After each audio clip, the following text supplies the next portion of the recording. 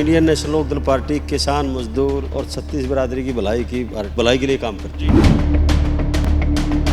अगर कुलदीप बिश्नोई जी को इस्तीफा देना था तो किसान आंदोलन में देते, जो किसानों के खिलाफ 3 काले कानून बनाए गए थे। ईडी के डर से इन्होंने इस्तीफा दिया है। सब लोग जानते हैं, अच्छी तरह से जानते हैं। और फिर कुलदीप बिश्नोई जी इंडिया में रहते नहीं हैं। एमएलए बनने के बाद इनका कारोबार बहुत लंबा चौड़ा है, अमेरिका में ज़्यादा टाइम और आंदोलन में किसानों की, मजदूरों की, कर्मचारी, व्यापारी और बच्चों की, विद्यार्थियों की आवाज़ तक ही उठाते हैं। जैसे स्कूलों में ये दिक्कत आई हुई है, तालाबंदी की, टीचर्स नहीं है, बड़ी दिक्कत है बच्चों के सामने। तो ये शिक्षा को ख़त्म करने की जो नीति सरकार की, उसके खिलाफ भी कूड़ाराम जी लगातार आवाज़ उठा रही है।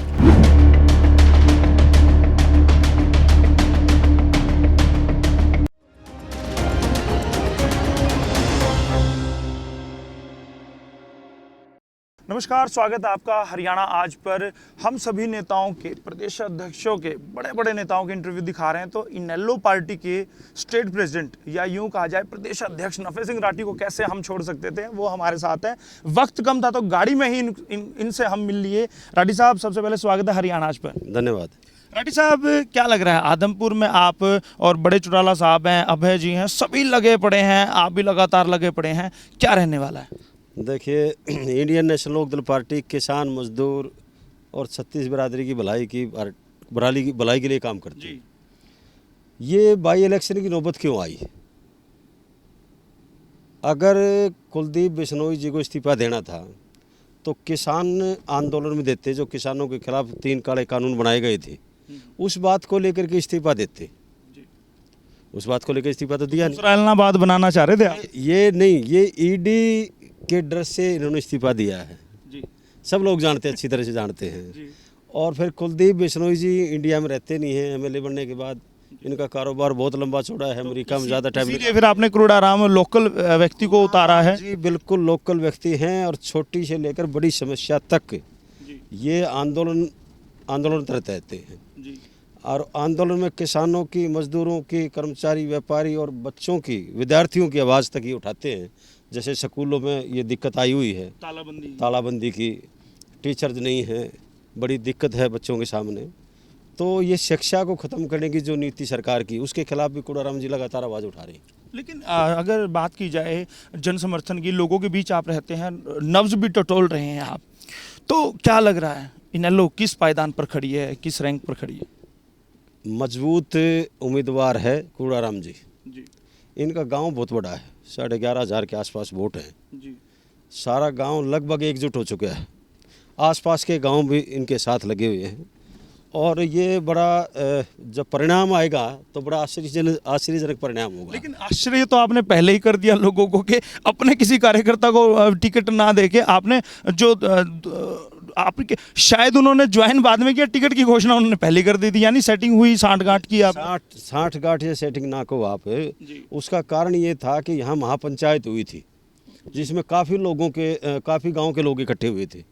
तो उन्होंने महापंचायत में ये फैसला लिया था कि भाई, खुद कूड़ाराम जी ने भी कह दिया था, ये 40-42 साल से कांग्रेस में है, इन्होंने कह दिया था कि भाई कांग्रेस किसी भी स्थानीय कार्यकर्ता को टिकट दे जो आदमपुर का निवासी हो। कांग्रेस ने वो बात अनसुनी कर दी और बाहर से प्रत्याशी ले आए, जो इस हल्के में 13 साल पहले भी एक बार इलेक्शन लड़के गए हैं। और उस टाइम पे चुनाव जब इन्होंने लड़ा था तो ये सारा हल्का जानता अच्छी तरह से कि उन्होंने जो यहाँ गाड़ियाँ की थी किराए पे, उनके पैसे नहीं दिए। जो पेट्रोल पंप पे तेल डलवाया, उनके पैसे नहीं दिए। और चर्चाएं हैं इस पूरे इलाके में कि 500 के नकली नोट बांटे गए। आज भी लोग उन नोटों को दिखाते हैं। तो इस किस्म के आदमी को टिकट दे दी तो ये पूरा इलाका इस बात से जो है वो काफ़ी दुखी हुआ।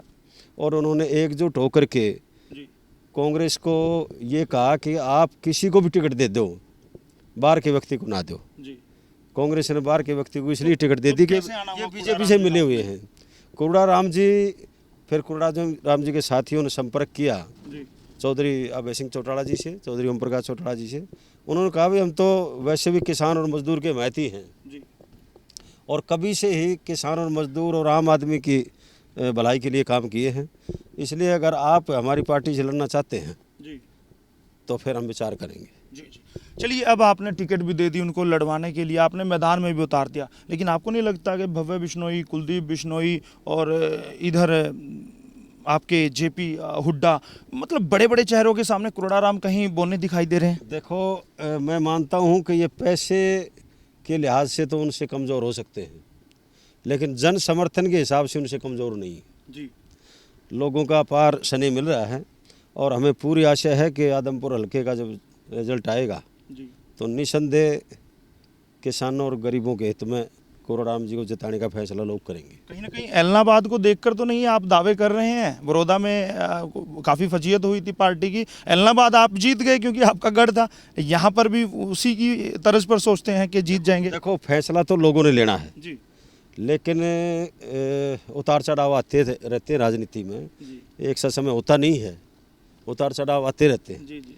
लेकिन इसका मतलब ये नहीं है कि आराम से बैठ जाएं, लगे रहना पड़ेगा। लगे रहना पड़ेगा और लगे रहते हैं। और कोराराम जी बड़े संघर्षशील आदमी हैं और बड़े संघर्षशील साथी हमें मिले हैं। तो इंडियन नेशनल लोकदल का हर कार्यकर्ता कोराराम जी के लिए दिन रात मेहनत करने पर लगा हुआ है। कुरड़ाराम जी भी, हमें आशा है कि ये जीतेंगे। कुरड़ाराम जी मेहनत कर रहे हैं, नफे सिंह राठी मेहनत कर रहे हैं, अभय चौटाला, ओम प्रकाश चौटाला इस उम्र में मेहनत कर रहा है। INLT का सारा कार्यकर्ता लगा हुआ है। तो बदलाव कब आएगा? क्योंकि बड़ा लंबा अरसा हो गया। अभी आ जाएगा 6 तारीख को, 6 को रिजल्ट है। है, 6 को रिजल्ट आ जाएगा। 2024 के लिए प्रदेश अध्यक्ष की क्या प्लानिंग? 2024 के लिए तो सीधी और स्पष्ट बात है कि बीजेपी की सरकार नहीं आएगी।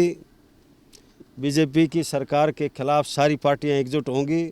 चौधरी ओम प्रकाश चौटाला जी ने इसके लिए ज़मीन तैयार कर दी है। जेजेपी इनेलो क्या एक होंगी? जेजेपी खत्म, जेजेपी का कोई आधार नहीं रहेगा। तो इनेलो में शामिल कर लेंगे उनको? मैं ये कह रहा हूँ कि जेजेपी का आधार कुछ नहीं रहेगा। शामिल तो करेंगे आप उनको या जाने देंगे कहीं? बात ये नहीं है। बात तो ये है कि जो वोटर था वो इंडियन नेशनल लोकदल का वोटर था, वो चला गया उस टाइम पे, अब वो वापस आ गया।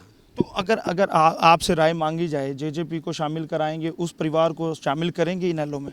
देखिए, जब चौधरी ओम प्रकाश चौटाला जी ने ये कह दिया कि हमें किसी से कोई परहेज नहीं है, अगर वो माफ़ी मांग करके आएंगे पार्टी में तो उस पर चौटाला साहब ज़रूर विचार करेंगे। संभावनाएं हैं अभी? संभावनाएं तो बनी रहती हैं राजनीति में। चलिए, बहुत बहुत शुभकामनाएं रहेंगी आपके लिए भी।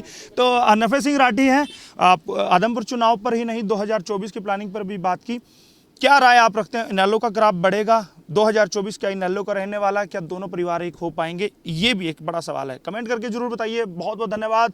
कैमरा पर्सन अजीत के साथ यशपाल कंचन, हरियाणा आज के।